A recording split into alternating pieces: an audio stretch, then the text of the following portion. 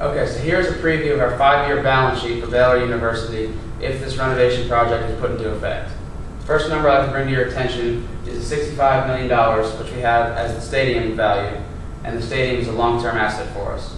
$65 million is the total cost of construction and the total cost of this project if put into effect, which we mentioned earlier. And the $65 million we will be able to straight line depreciate over the course of 20 years, and therefore that becomes our depreciation expense for each respective year.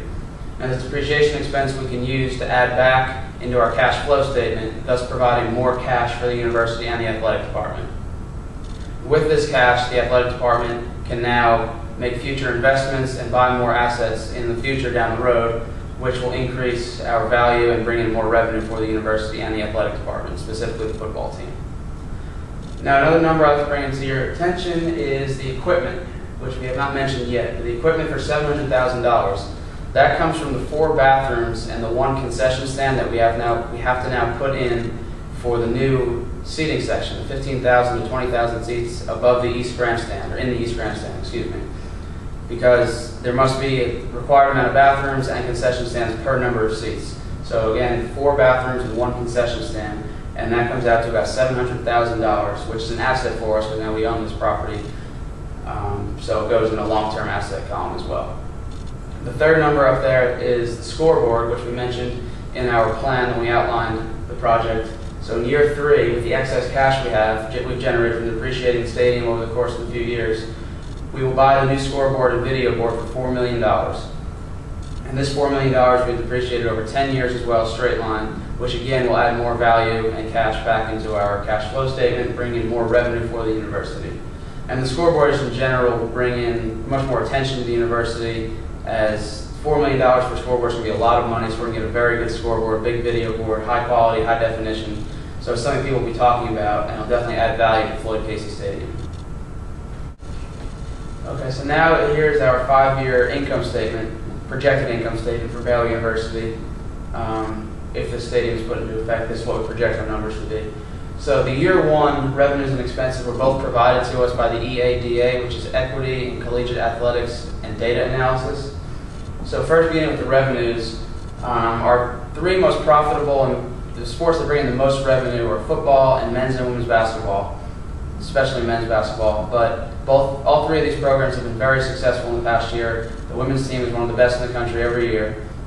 So from years 1 to 2 and 2 to 3 and so on, we have estimated and calculated that the revenues will increase for men's and women's basketball, and football for 5%. Every other sport, all other revenues, ticket sales and everything, we expect to increase by 2% for each year. When speaking about the expenses, first you notice the head coach salaries, assistant coach salaries, athletic related, student aid, and other things of this nature. But the main expenses are in the basketball and men's and women's basketball and football section. We believe that each year these sections will increase by 5% and the remaining sports will increase by 3%, giving us a total expenses of nearly $55 million. Due to this being lower than our average revenue, we believe to have a $2.8 million net income for the first year, and gradually increasing to a $3.3 million net income for the second year, and so on. Here you can see a forecast of our statement of cash flows for year 2 through year 5. To begin, net income is added from the income statement, and depreciation is added back from the depreciation expense from years 2 to years 5, which consists of the depreciation expense from the stadium, equipment, as well as the scoreboard entering in year 3. Okay, and also in the operating activity section, the accounts receivable, short-term debt, the accounts receivable, the inventory, and the accounts payable, those numbers for the balance sheet were all generated and forecasted as a percentage of our total revenue and a percentage of our total expenses. So the increase in accounts receivable is $98,000 for the first year, therefore we're going to reduce our cash, and an increase in inventory, because the short-term asset, we're going to reduce our cash as well. And the increase in the accounts payable, which is a liability, will therefore allow us to increase our cash. And the short-term debt comes straight from our loan and how we have to amortize the loan and what we owe at the end of each year. As you can see in the investing activities section, $4 million is going towards the addition of the scoreboard, which is an increase in a long-term asset, and that is present in year 3. And then finally, the financing activity section, the only thing we have there is the decrease in long-term debt from year to year, which is the debt that we're paying off. So it goes from a $2 million decrease and then a $2.3 million decrease, $2.4 million decrease. So we're paying off the loan more and more as we work down the line year to year.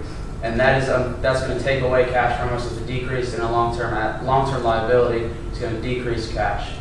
So after we add back the increase or decrease in cash and the prior year's cash beginning balance, we arrive at our ending cash, which is therefore beginning cash for the next year. So 4.6 million, 5.6 million, 10.8 million, and 16.9 million. So you can see it's growing rather rapidly, 4, 5, 10, 16, pretty much exponentially. So therefore we have to take this cash and invest it in new things. That's why we chose to invest in the scoreboard year 3, because we have a lot of excess cash and we feel like it would go to waste just sitting in a cash account. So in conclusion, after seeing our financial statements and after doing a lot of research about our financing options and how this will affect the community and how it will affect the university, we find that it's economically and financially feasible to upgrade and expand Baylor's Floyd Casey football stadium. It's the perfect time to do so, first of all, as we mentioned previously, with the recent success of the football team and the high ticket demand. And this expansion of the stadium, increase in seating, will allow more people to come to the stadium and bring more people into the community of Waco and into the Baylor community, and therefore spend their money there. So more people, we said earlier, we find equals more revenue, new revenue streams. So people will be spending more money in the stadium as there are more people there. So we're getting more money on parking, concessions, merchandise, as well as everything else you can spend money on in the stadium. Also, as we showed to you in the financial statements, this new asset, this 15,000 to 20,000 seats and the new scoreboard and the 8,000 club seats we hope to have in will allow us to depreciate that and therefore add cash back. And this cash will therefore let us make more investments, adding value and bringing more revenue to the team and to the university and the athletic department in general. And therefore we can upgrade our facilities and make our program hopefully one of the tops in the country for years to come.